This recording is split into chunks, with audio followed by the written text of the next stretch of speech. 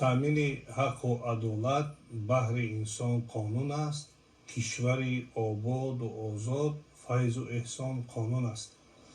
бевосита эълон кардани соли 2024 ҳамчун соли маърифати ҳуқуқӣ ин ташаббуси пешвои миллат барои боз ҳам ба донистани ҳуқуқу озодии инсон ва шаҳрванд, рӯбарӯ кардани инсон аз арзишҳои ҳуқуқӣ ва дар маҷмӯъ боло рафтани маърифати ҳуқуқии кишвар гувоҳӣ медиҳад. пешвои миллат мақсади асосии эълон кардани ин солро боз ҳам баландбардоштани маърифати ҳуқуқии шаҳрвандон мувофиқи консепсияи сиёсати ҳуқуқии ҷумҳурии Тоҷикистон барои солҳои 2018-2028 як қатор роҳҳои баландбардоштани маърифати ҳуқуқии инсон нишон дода шудааст, аз ҷумла ҷомно кардани тарғибу ташвиқи санъатҳои меъёрии ҳуқуқӣ, яъне ба ҳар як сокини кишвар фаҳмонда додани меъёрҳои конститутсияи кишвар, ҷавобгарӣ дар кодекси ҷиноятӣ, дар кодекси ҳуқуқи вайронкунии маъмурӣ ва дигар санъатҳо.